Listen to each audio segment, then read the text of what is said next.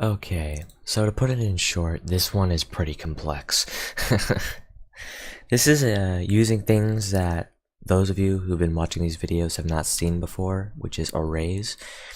And arrays are responsible for, well, pretty much everything here.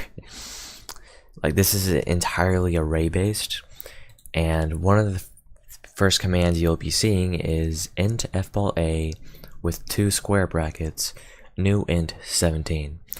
This is an array. Whenever you see in Java a variable, like let's say y, x, y, and then you see square brackets next to it, usually that means it's going to be an array most of the time, because that is basically Java. That's how you tell Java, okay, Java, this is an array. This is an array. And, well, that's how that works. So, I'm going to try my best to explain how this is working, because it looks basic when you have a first glance, but you'll come to realize that there's a lot going on right now. So first of all, you notice I'm initializing variables at the start. That's nothing new. And then I'm moving down, random, rfball, new random. This is me setting up the new random, because random is random number generator. Hence why I import java util random here. This is me importing the random number generator, and this is me setting up the variable that will use the random number generator. This is just me setting that up. It doesn't set up any numbers yet, mind you. This does not have a number yet. This is just me setting up the fact that how this variable will be used as a random number, but a random number is not generated yet. Alright, then I set up that this is an array. New int 17 would require me to... I'm not going to go in depth into this stuff because that's when things get a little more complicated, and I'm not going to teach everyone how to code, at least not yet. But next we reach a for loop, which is basically setting up a counter. So basically everything you see within this for loop right here will execute as long as fball t, which is this variable right here, is less than or equal to 300, and then it increments by 1. So basically fball t is equal to 0. This for loop will execute as long as fball t is less than or equal to 300, and that variable will add itself by 1 each time it loops. Alright, so what happens within the for loop? Well, you see plus fball. Okay, I'm not going to explain the details of what this means because I could, but that would take a while. All you need to know is this is setting up the random number for every single number in the array. That's all you need to know. It's a bit of coding mumbo jumbo that you wouldn't understand without knowing some of the more basic stuff. So just know this code right here just set up everything. Now, system.out.print teams score touchdown. So you see this little thing right here, the backslash tab or backslash t, that is tab, that just shows a tab. Alright, so now we reach a nested for statement, which basically means this for statement will execute every time within the for statement exception. So cnt fball1 is a counter variable. As long as cnt fball is less than the length of the fball array, and then it increments by 1. What this fball a.length means is basically saying if you have an array and it has 5 different values within the array, the length of that array is 5. Simple as that. And what this is basically saying, as long as cnt fball is less than the length of this array, execute this, all this stuff. Alright, so if this is true, it executes if cnt at yes equals 3. Okay, this part is the really complicated stuff that I'll get to in a moment. It's not really complicated, but for you guys, it's a step above from what you've seen already. If you haven't learned Java, this is already just losing you. I'm sorry. I'm trying my best here. But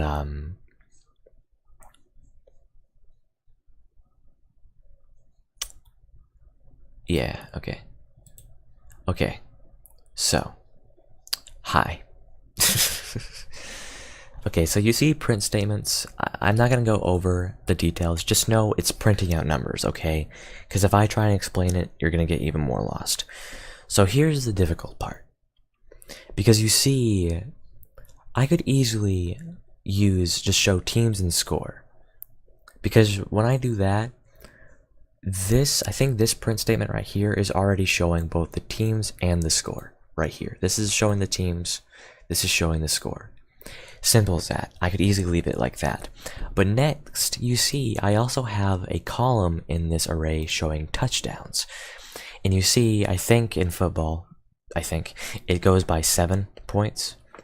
So every touchdown is worth 7 points. That is the score. However, I'm wanting to show touchdowns as well. And it's not as simple as just re-adding this divided by 7. You can't do that. That would just cause an error or something. It just wouldn't work. So the only way I could be able to show a third column showing the touchdowns, which is basically score divided by 7, I'm gonna have to use methods, different methods. And this is where the complicated part comes in, so just bear with me here. So you see here, right now, you see CNT underscore yes is equal to 1. Right now this is basically still referring to it as 1. So when the for loop is correct, the first thing Java tests is if CNT yes is equal to 3, it is not equal to 3, so this does not execute. It moves down. It is already assigned to 1, so it just pretty much ignores this. Next, it executes this command right here, which basically shows the teams and the score. However, it doesn't show the touchdowns. So what Java does next is it moves down, it increments CNT yes by 1, and then it moves down again to test if this if statement is true, which now it is, because yes does now equal 2. Next, it moves down and it executes rocket change fball a. This is this method right here. This is a separate method. And what happens within this method, I'm not going to go into detail. I'm just saying, like, you can kind of get an idea by looking at some of the numbers. Basically, to cut it short, it's dividing every single number by 7 inside the result that you get in the score column. It's basically dividing every value in the score column by 7. That's all you need to know. And then it does rocket change, and it basically changes the array to display this. Next, it does system.out.println tab fball a, and it displays the new array because it was changed. Now, if you're confused, the reason why the touchdown column still remains on the same line is because here it just does print, and then it does print line. There you go. And then notice, once it does this, it moves down CNT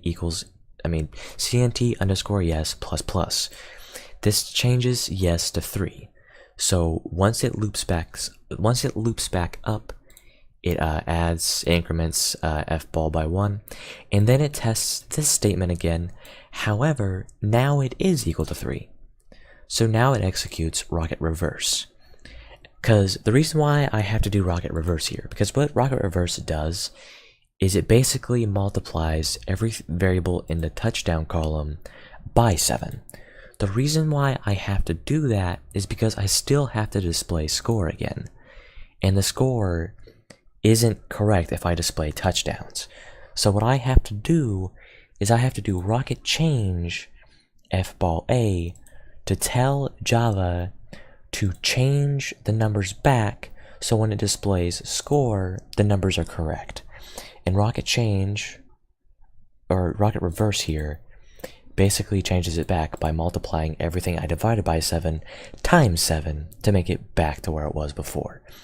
So I changed the array to be what it originally was, and then it moves down, and then it makes yes equal 1 again, and it just repeats that. So yeah, now hopefully you're not completely lost and you kind of got an idea of what I'm doing here and what it is.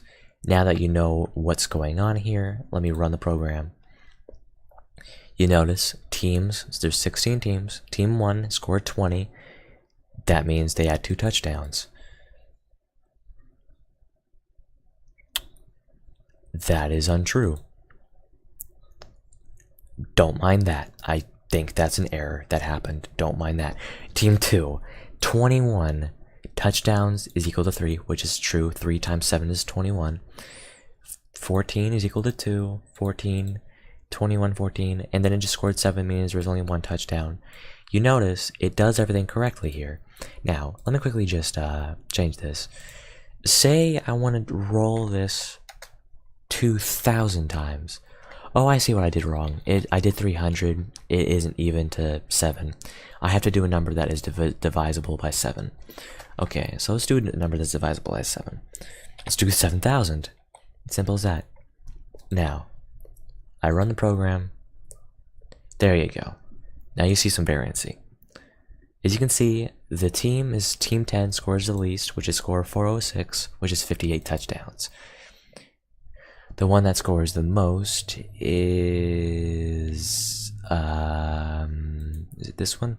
No, it's actually the first one, which is 461, 65 touchdowns. So yeah, that's the program. Yay. Alright, thanks for watching. Bye.